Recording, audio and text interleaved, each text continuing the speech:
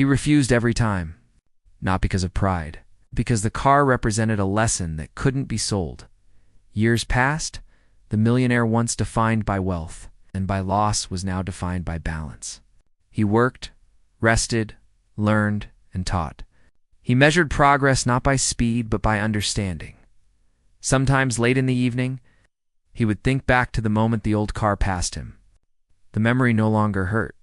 It guided. He smiled at how close he had come to missing the lesson entirely. Life, he learned, does not reward those who rush blindly forward. It rewards those who listen. And that was the true finish line he had finally crossed. Time has a quiet way of testing whether a lesson has truly settled or only been understood on the surface. For a long while, his new life felt balanced. Work moved at a steady pace. Relationships felt honest. The need to impress had faded. But life, as it always does, brought another test. This one slower, deeper, and harder to notice. As the small venture continued to grow, people began to look to him again. Not because he demanded attention, but because calm leadership attracts trust. Decisions came to his desk more often. Questions waited for his answers. The same pattern that once defined his old life started forming again. Quietly at first, he handled it well.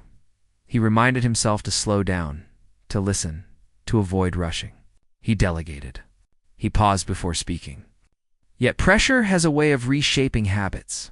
Success, even gentle success, carries weight. One evening, after a long day, he stayed late in the office. The lights were dim. The building was mostly empty. He stared at a set of reports spread across the table. Numbers were improving. Growth was real. Opportunity was knocking again. A familiar feeling stirred. Not pride, exactly. Something more subtle. Confidence. He caught it early and leaned back in his chair. He closed his eyes and thought about the race. About the moment he chose speed over understanding. He asked himself a simple question. Was he listening now, or just believing again? That question stayed with him.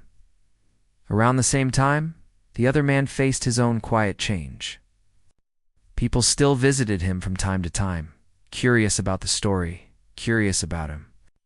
He never encouraged it, but he didn't push it away either. He understood curiosity. He had it himself once. One afternoon, he received a message asking if he would meet the millionaire. The request wasn't urgent. It wasn't public. Just a simple invitation to talk. He thought about it for a while. They had never really spoken after the race. Not properly. There had been nods, brief words, respectful distance, but no real conversation. He agreed. They met in a quiet place, away from noise and attention. No cameras. No audience. Just two people sitting across from each other, connected by a moment that had changed both their lives. The millionaire spoke first. He thanked him not for the loss, but for the lesson. He admitted how close he had come to repeating the same mistakes, how easy it was to fall back into old patterns. The other man listened carefully. He said something simple. Lessons don't leave, he said. People walk away from them. That stayed in the room. They talked for a long time. About work. About patience. About how success can be louder than failure and therefore more dangerous. There was no tension, no competition. Only understanding when they parted ways. There was no promise to meet again. None was needed. Back at the office, the millionaire made a choice. He stepped back. Not fully, but enough to let others lead. Enough to protect the balance he had built. It wasn't easy. Letting go never is. But he remembered the cost of holding on too tightly. The business continued without disruption. In fact, it improved. People grew stronger when trusted. Decisions became richer with shared perspective. Years passed gently. The story of the race slowly became something people referenced less for shock and more for meaning. Younger people heard it as a reminder. Older ones nodded with recognition. The millionaire no longer corrected how the story was told. He had learned that control was not required for truth to survive. One evening, Much later, he sat alone again, watching the city lights. He thought about how far the story had traveled from pride to loss, from loss to peace. From peace to awareness, he realized something quietly profound. The race had never ended. It simply changed form. Every day was a choice between rushing forward or moving with care. Between proving something or understanding something. Between noise and meaning, he smiled, knowing he would still stumble at times.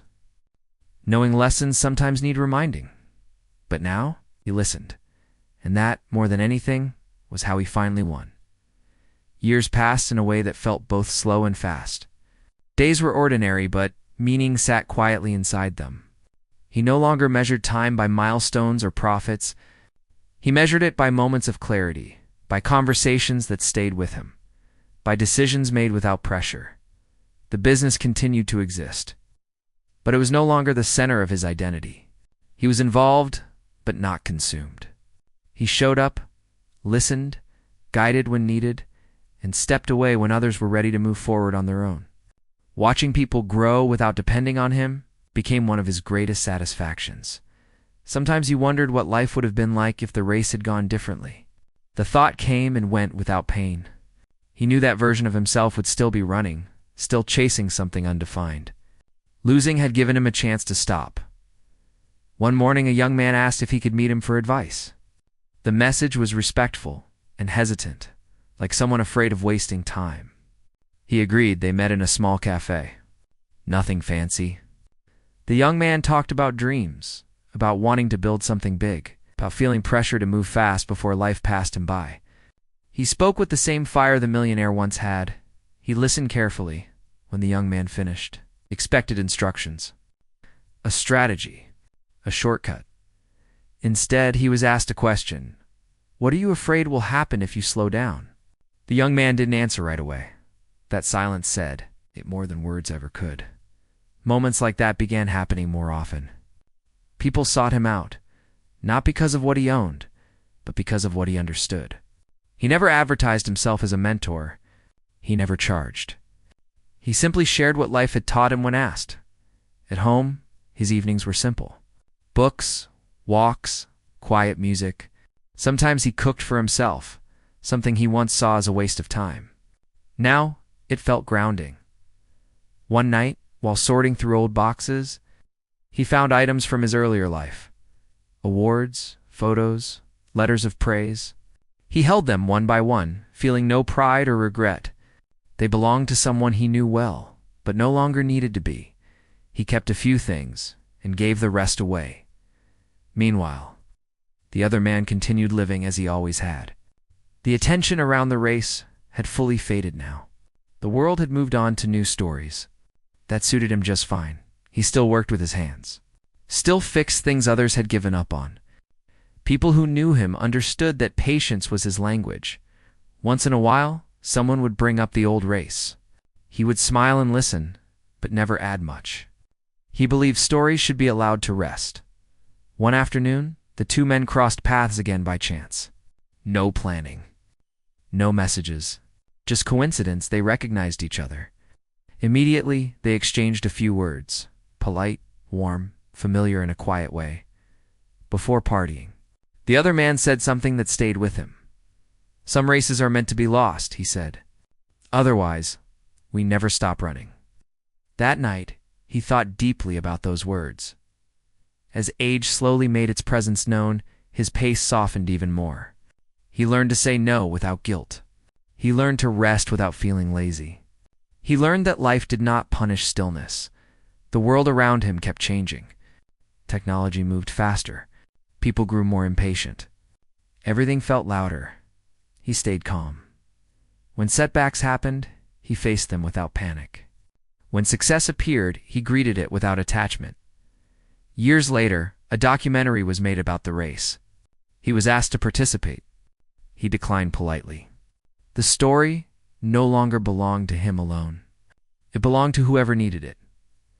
One evening, he sat with someone he trusted and spoke honestly. I thought winning meant being ahead, he said. Now I think it means being present.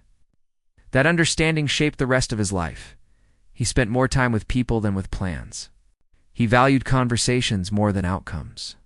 He accepted uncertainty as part of being human. As time passed, his presence itself became a kind of guidance. He didn't need to speak often. His calm did the talking. In quiet moments, he reflected on how one choice had rewritten everything. Not because it was dramatic, but because it was revealing. The race had stripped away illusion, and what remained was real. He was the kind of man people noticed the moment he walked into a room. Not because he was loud or flashy, but because he carried himself with quiet confidence. His success showed in small ways: the calm look in his eyes, the way others waited for him to speak, the respect that followed him without effort. He had built his business from nothing, starting with borrowed money, long nights, and more failures than most people ever hear about. By the time this story begins, he was already a millionaire, known for turning risky ideas into profitable realities. For years, he believed one thing above all else: fear was the enemy of success. Whenever doubt appeared, he pushed harder. Whenever someone warned him, he saw it as proof he was on the right path. This mindset had served him well. Deals others were too afraid to touch had made him rich. Mistakes had taught him lessons, but never truly hurt him. Or so he thought. On the surface, his life looked perfect. His company was growing fast. His employees trusted him. Investors admired him. Friends spoke about him with pride. Yet deep inside, there was something else: invisible pressure to keep proving himself. He felt that stopping even for a moment meant falling behind. Success had become not just his achievement, but his identity. One evening, he attended a private gathering hosted by a business associate. It was not a fancy event, just a relaxed meetup of people who enjoyed talking about money, ideas, and competition. There was food, quiet music, and long conversations that drifted from business to life and back again. The mood was casual, but the egos in the room were heavy. As the night went on, the conversation slowly shifted. Someone joked about luck versus skill. Another argued that success always comes from hard work alone. The millionaire listened more than he spoke, smiling when others tried to sound wise. Then someone made a comment that caught his attention. "Sometimes people win, not because they are smart," the person said, "but because they don't know what they are risking." The words hung in the air. The millionaire laughed softly, but something inside him reacted. He asked what that meant. The reply was simple. "Too much confidence," the person said, "can blind even the best minds. A man who believes he cannot lose eventually will." The millionaire leaned back in his chair. He felt challenged, not insulted, but tested. He responded calmly, saying that risk is the price of greatness. Without risk, nothing truly valuable is built. He said fear makes people small, courage makes them winners. That's when another voice joined the discussion. This person was quieter, less polished, and clearly not as wealthy as most in the room. He mentioned that sometimes the biggest risks are taken for the wrong reasons, not vision, but pride. He said people often confuse confidence with control. The millionaire looked at him carefully. There was no disrespect in the comment, only honesty. Still, it felt like a line had been crossed. The room grew quieter. Everyone sensed the tension. To lighten the mood, someone joked about bets. Small bets at first. Laughs followed.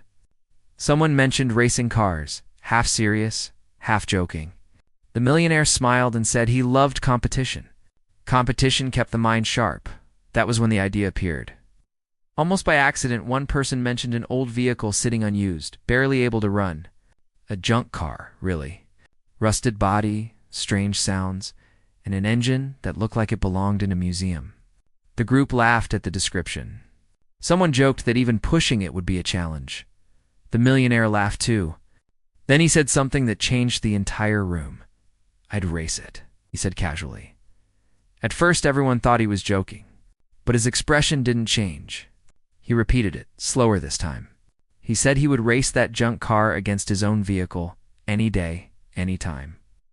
Someone asked what he would bet. He paused.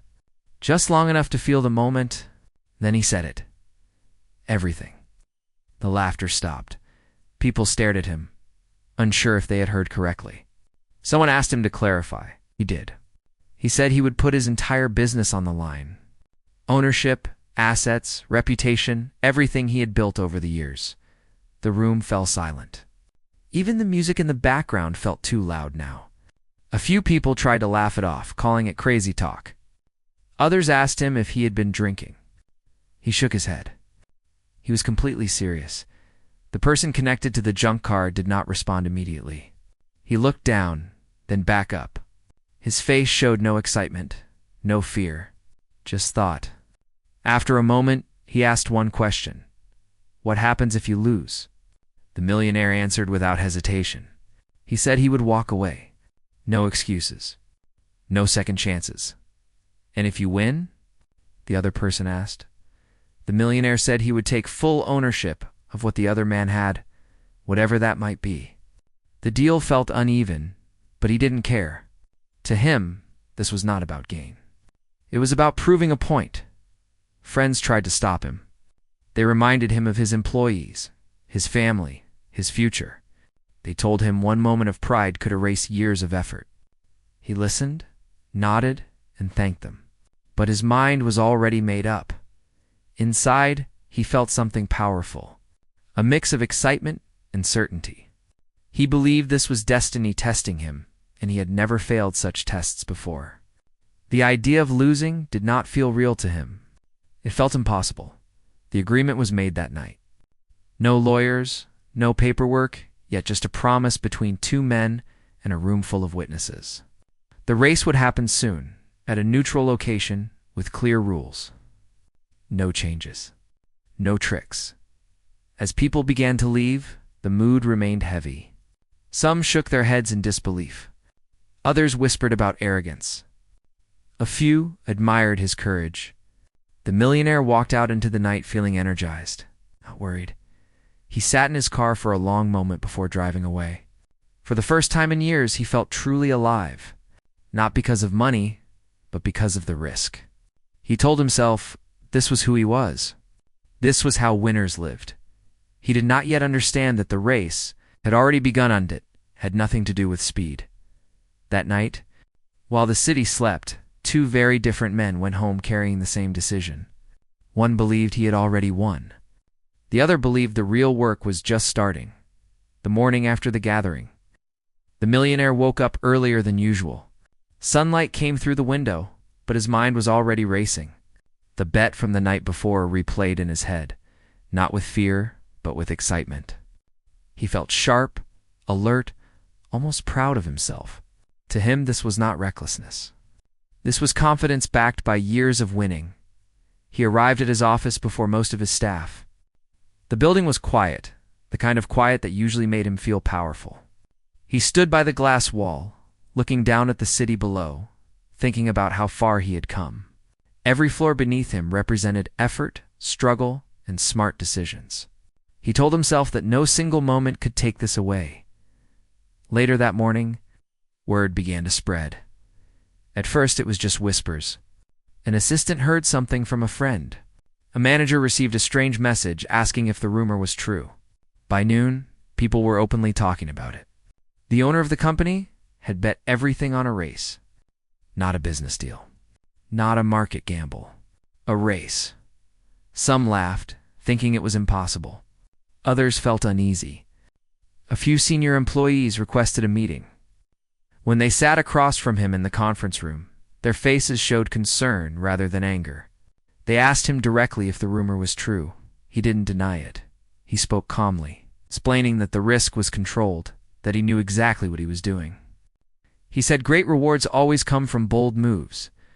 He reminded them that every success the company had enjoyed came from decisions others thought were dangerous. One of them asked a simple question. What if this one goes wrong? The millionaire smiled and said it wouldn't.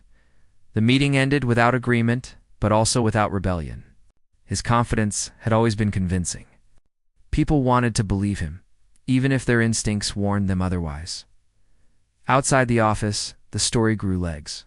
Business circles discussed it quietly at first, then more openly. Some admired the boldness. Others called it foolish. A few rivals secretly hoped it was true. To them, this wasn't courage. It was an opening. Meanwhile, the other man involved in the bet went back to a very different life. He did not live in luxury. His home was modest. His days were quiet and structured. When he returned that night, he didn't celebrate or panic. He went straight to the place where the old car was kept. It sat under a weak light, paint faded, body scarred by time. To anyone else, it looked useless. He ran his hand along the hood slowly, as if greeting an old friend. This car had history. It had been rebuilt piece by piece over years. Not for racing, not for show, but for understanding. He had learned every sound it made, every weakness, every strength. While others judged it by appearance, he knew its limits deeply. He did not rush. He made a list in his head. What needed checking? What needed patience? What could not be forced? The next few days passed in sharp contrast between the two men. The millionaire moved fast. He contacted experts. He upgraded his vehicle. He tested tracks. He watched data. He paid for speed, precision, and advantage. Everything was handled professionally. On paper, there was no way he could lose. At night, he told himself stories of victory. Headlines praising his bravery. Interviews calling him fearless. He imagined crossing the finish line and laughing at the idea that anyone had ever doubted him. Yet sometimes, late at night, a small thought tried to surface. A quiet question, asking why the other man had agreed so easily. Why there was no negotiation, no hesitation. He pushed the thought away. Overthinking had never helped him before. The other man, meanwhile, stayed out of sight. He did not talk to anyone about the bet. He did not seek attention. Each day, he worked on the car slowly, carefully. He listened more than he changed. He tested without pushing. He rested when needed. His confidence did not come from speed, but from familiarity. People who passed by laughed when they saw the car. Some offered advice without understanding. He thanked them politely and continued.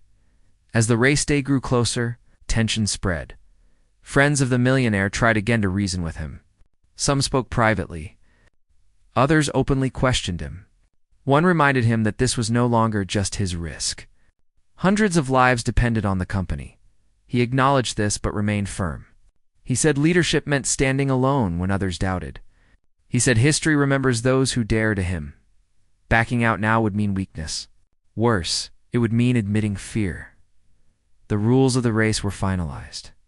Neutral observers were arranged. The location was chosen far from the city, away from crowds, but not from witnesses. Everything was transparent.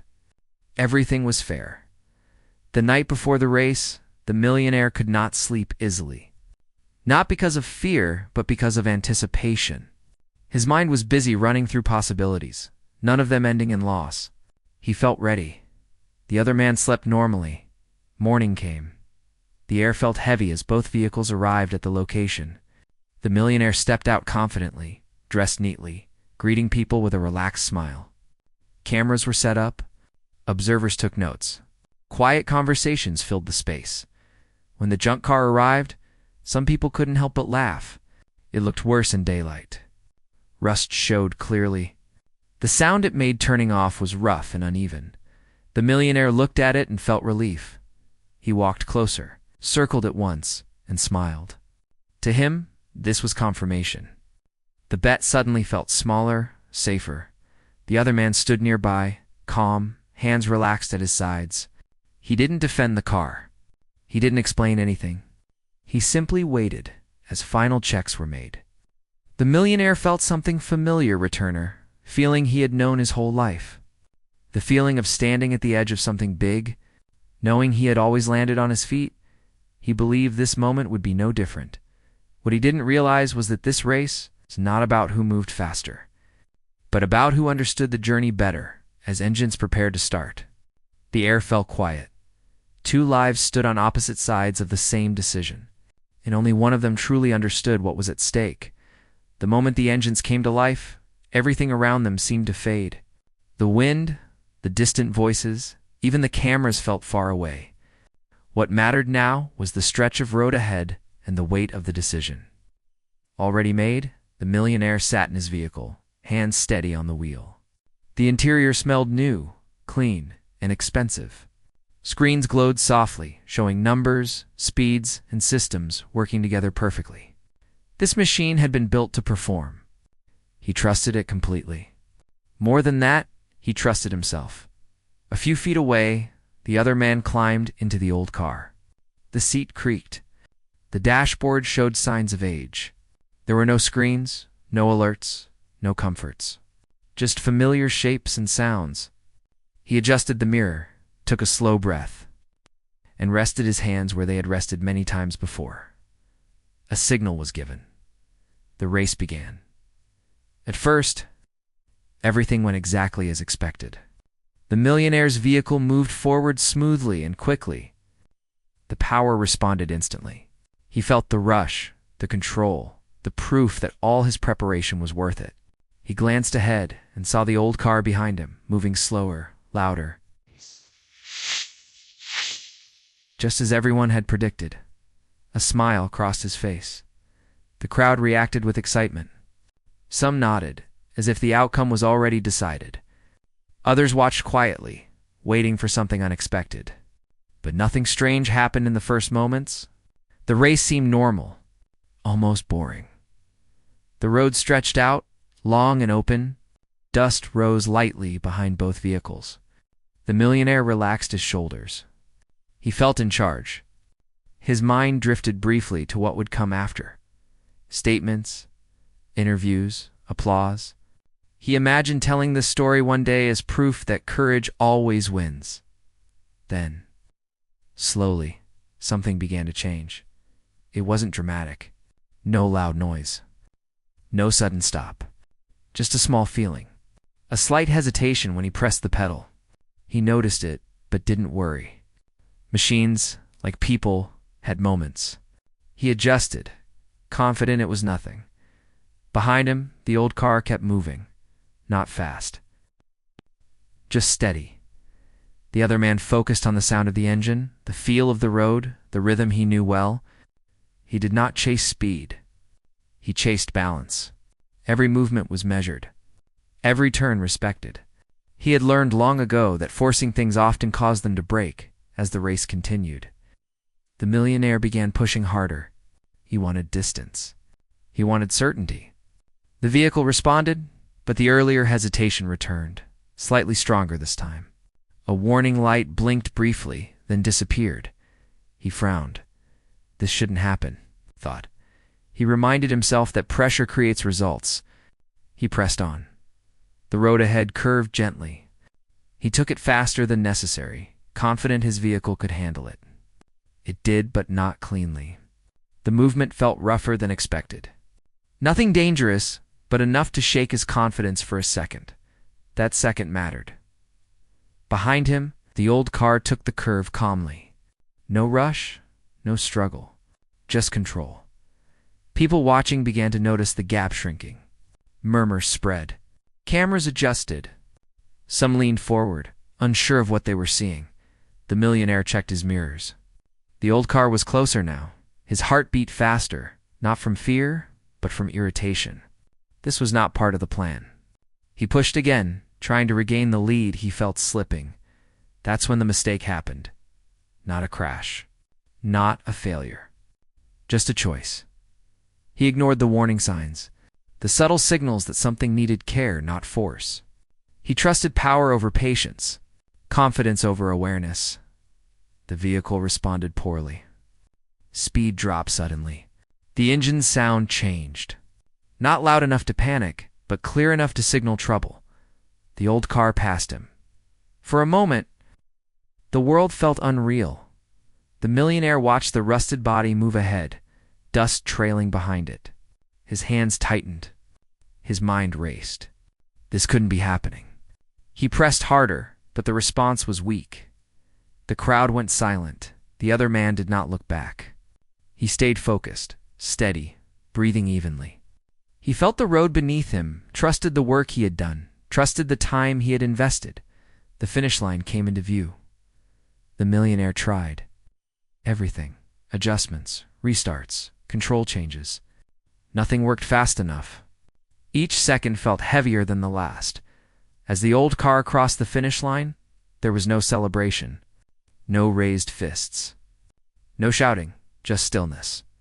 The millionaire slowed to a stop, staring ahead. His vehicle, once a symbol of certainty, now felt unfamiliar. He sat quietly, unable to move for a moment. People gathered around him, but their voices sounded distant. He stepped out slowly, legs heavy, mind blank. He watched as others turned toward the old car, disbelief written on their faces. The other man stepped out calmly. He looked tired, but peaceful. He nodded to a few people, then looked toward the millionaire. There was no pride in his eyes. Only understanding. The result was clear. There was no argument, no loophole, no excuse. The bet had been lost in that moment. The millionaire felt something he had avoided his entire life. Stillness, no plan, no control, no confidence to protect him, just the truth standing quietly in front of him, and the truth was simple. He had underestimated something that could not be measured by speed or money. As the dust settled, and people slowly began to talk again, the weight of what had happened started to sink in. The race was over, but the consequences were just beginning. For the first time, he understood that winning and understanding are not the same thing, and this race had taught him that lesson in the hardest way possible. After the race ended, people stood around unsure of what to say. The excitement that had filled the air earlier was gone, replaced by quiet shock. Some checked their phones. Others avoided eye contact. A few whispered to each other, trying to understand what they had just seen. The millionaire stayed where he was for a long time. He didn't argue. He didn't ask for a rematch. He didn't even look angry. His face showed something deeper than frustration. It showed disbelief mixed with the slow pain of realization. Everything he had built, every late night, every risk he had taken, now felt like it was slipping through his hands. Officials confirmed the result. There was no mistake. The rules had been followed. The outcome was final. With that confirmation, the weight of the bet finally hit him fully. This wasn't just about losing a race. This was about losing control. He left the location quietly. No speeches. No explanations. The drive back felt longer than usual. Every familiar road looked different now, as if the world had shifted slightly off balance. He replayed the race again and again in his mind, searching for the moment where things went wrong. Each time, the answer was the same. It wasn't one moment. It was a mindset. When he arrived home, the silence was heavy. The walls that once felt comforting now felt empty. He sat down and stared ahead, unsure what to do next. For the first time in many years, there was no plan waiting for him. The next few days were difficult. News of the loss spread quickly. People talked. Some showed sympathy. Others were harsh. Articles appeared questioning his judgment. Comments online were unforgiving. He tried not to read them, but the words found him anyway. At the office, confusion turned into fear. Employees wanted answers. Partners wanted clarity. Meetings were held, lawyers were involved, and conversations became tense. The company he had poured his life into was now changing hands. Walking through the office, one last time was harder than he expected. Faces he had known for years looked at him with mixed emotions. Some were kind, some were distant. No one blamed him directly, but the disappointment was clear. He wanted to explain himself, to tell them he had believed in something, that he had trusted his instincts. But the words felt empty now. Belief without understanding had cost too much. He handed over responsibilities slowly, step by step. Each signature felt heavier than the last. When it was done, he stood outside the building, staring up at the windows. He remembered the day he first walked in with nothing but hope and determination. Now, he was walking away with only memories. Life became quieter after that. Without the business, his days lost structure. Mornings came without urgency. Nights felt longer. He avoided social gatherings and ignored calls he didn't feel ready to answer. Pride kept him isolated. At times, regret hit him hard. Not because he had taken a risk, but because he had taken it for the wrong reason. He realized he had been trying to prove something, not build something. Meanwhile, the other man returned to his normal life. He did not celebrate publicly. He did not chase attention. He fulfilled the agreement with respect and calm. When asked about the race, he spoke little. He said only that preparation matters, and that appearances often lie. Some people tried to turn him into a symbol. He rejected that. He knew the race wasn't about winning fame. It was about staying true to a process he trusted. As weeks passed, the millionaire slowly began to reflect. Without meetings, without pressure, he had time to think. He thought about all the times he had ignored advice, all the moments where he chose speed over patience, all the warnings he had dismissed as weakness. He began to see a pattern. Success had taught him confidence, but it had also taught him blindness. One evening, he went for a long walk alone. The city lights felt distant. People passed by without recognizing him. For the first time in a long while, he felt invisible. And strangely, that felt freeing. He realized that losing everything had stripped him down to something honest. No title, no reputation. Just a person facing his own choices. He didn't know what would come next. There was no sudden motivation, no dramatic turning point. Just a quiet understanding that life was not over. It was simply different now.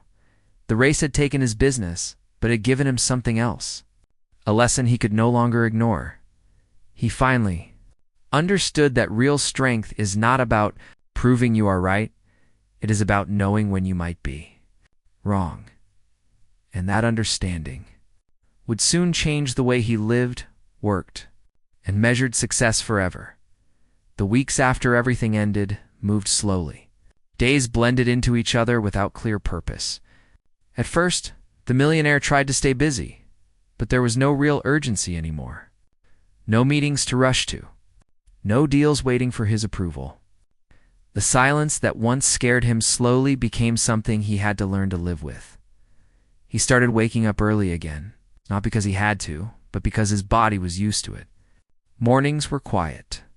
He made his own coffee, something he had not done regularly in years. Sitting by the window, he watched the city come alive, feeling like a stranger in a place that once revolved around him. People still recognized him sometimes. Some offered kind words. Others avoided the topic completely. A few reminded him of the race with careless jokes, not understanding how deep that moment had cut. He didn't respond much. He listened more than he spoke. One afternoon, he ran into a former employee by chance. The conversation was awkward at first, filled with polite words and pauses. Then the other person thanked him, not for the bet, not for the loss, but for the years of opportunity and trust before that day that stayed with him. He realized his story had not ended at the finish line. It had simply changed direction. Slowly, he began to rebuild not his wealth, but his routine. He started reading again, not for strategy, but for understanding.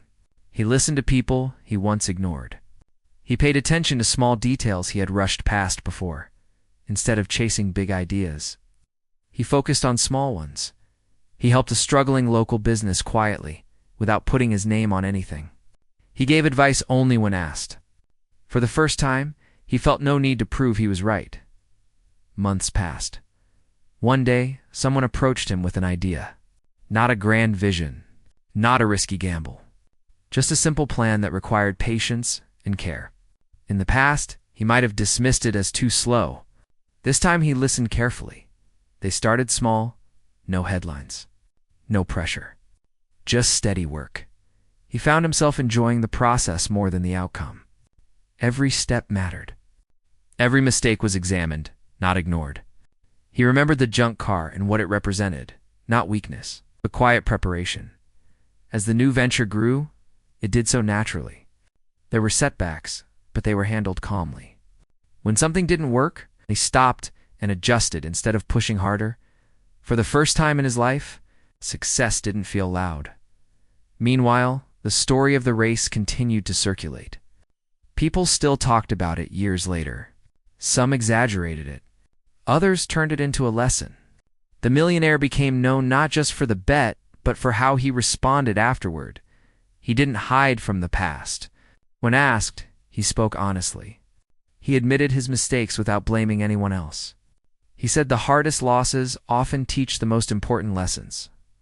Over time, people began to respect him again, not for his wealth, but for his humility. One evening, long after the race had faded from the news, he found himself driving past the old location. The road looked ordinary now. No crowds, no cameras. Just open space and fading light. He stopped the car and stepped out. Standing there, he felt no regret, only gratitude. That moment had taken away everything he thought defined him, but it had given him something far more valuable: clarity. He understood now that real success is not about winning every time. It is about learning when losing shows you who you really are. Far away, the other man continued his life much the same way as before. He kept working quietly, fixing things slowly, trusting patience over appearance. When people asked him about the race, he smiled gently and said it was never about the car. Both men moved forward, changed in different ways, connected forever by one decision and one stretch of road. Years later, the millionaire stood in a different office, smaller, quieter, but filled with purpose. He looked around and felt something he had not felt at the height of his old success.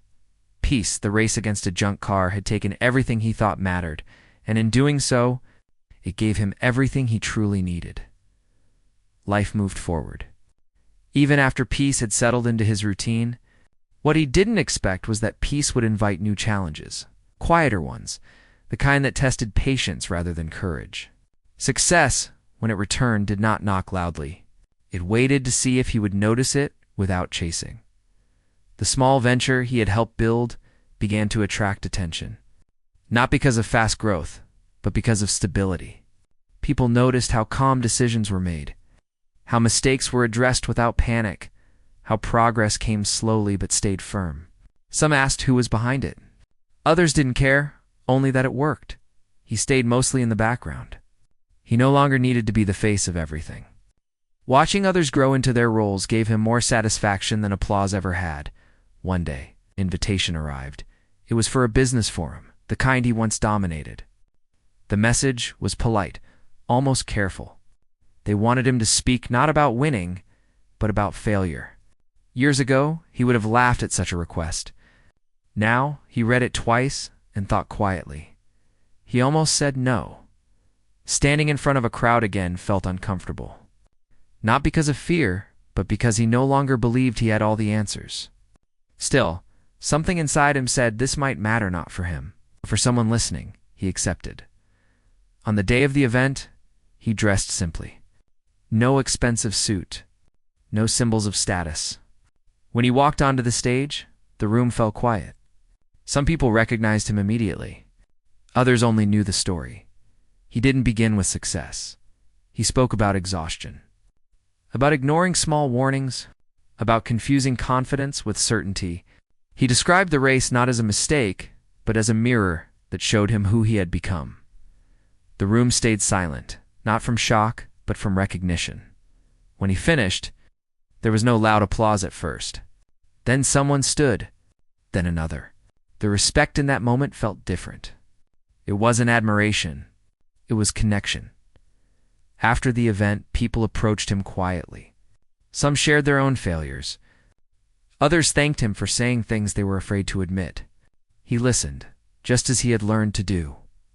That night, driving home, he realized something important. The race had ended long ago, but its meaning was still unfolding. Meanwhile, the other man continued living simply. The car that once surprised everyone now rested quietly again. It wasn't treated as a trophy. It was just another machine that had served its purpose.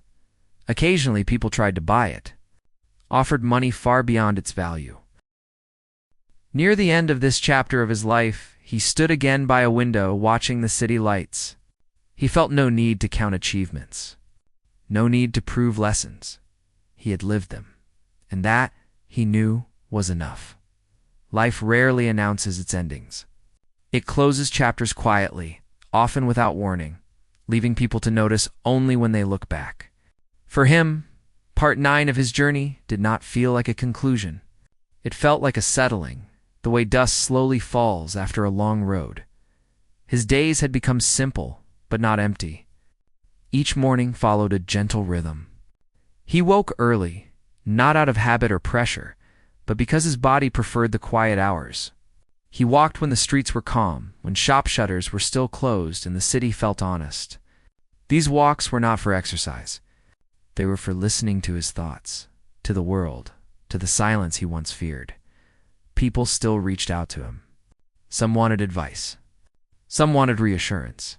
Some just wanted to tell him how the story of the race had stayed with them. He welcomed them all without urgency. He had learned that every person arrives carrying a question, even if they don't say it out loud. He no longer tried to solve anyone's life. He simply listened. When people asked what changed him the most, he did not mention the loss of money or status. He talked about the moment after the race, when the noise stopped and he had nowhere to hide from himself. That moment, he said, was louder than any applause he had ever received. The small venture he had helped grow now stood firmly on its own. New leaders had emerged, people who never knew him as the man who bet everything on a race. To them, he was just someone who showed up, asked thoughtful questions, and trusted them to find answers. That made him proud in a quiet way. One afternoon, while clearing old files, he found a note he had written years earlier. Back when success felt urgent and fragile, it was a list of goals. Most of them were crossed out, not because they had been achieved, but because they no longer mattered. He smiled and folded the paper carefully before putting it away. Goals, he realized, are temporary. Understanding lasts longer. As seasons changed, his pace slowed even more. He began saying no to things that pulled him away from what felt true. Invitations faded naturally. He did not chase relevance. He trusted that meaning does not depend on being seen. Sometimes he thought about the other man, not with comparison, but with respect. 2 lives had crossed briefly, creating ripples neither of them could fully see at the time. He hoped the lesson had remained gentle for both of them. Once, while visiting a quiet place outside the city, he saw an old car parked nearby. Rusted edges, faded paint, perfectly imperfect. He stood there for a while, not because it reminded him of loss, but because it reminded him of patience. He realized then that the race had never been about winning or losing. It had been about revealing what speed hides in later years. Younger people sometimes asked him how to avoid making the same mistakes. He always answered the same way. "You can't," he said softly. "But you can choose what you learn from them." That honesty surprised people. Some expected a formula. Others expected regret. What they got was acceptance. As time moved forward, his life became less about doing and more about being. He enjoyed shared meals, unplanned conversations, long pauses. He learned that stillness does not mean stagnation. On certain evenings, he sat by the window again, watching lights turn on one by one across the city. He did not think about the past with longing. He thought about it with clarity. Everything he had lost had made space for something else, wisdom. When the story of the race surfaced now, it no longer belonged to headlines or shock. It belonged to quiet moments, 2 people standing at their own crossroads. Wondering which voice to trust, he hoped they would hear the quieter one. Near the end of this chapter of his life, he wrote a few lines in a notebook. Not to be shared, not to be remembered, just to mark the truth he had lived. Slow down. Listen longer. Choose care over speed. He closed the notebook and placed it on the shelf. Outside, the city continued to move fast. Inside, he remained still, and in that stillness, he finally understood that the greatest race he had ever run was not against a car, but against his own need to be ahead. That race at last was over.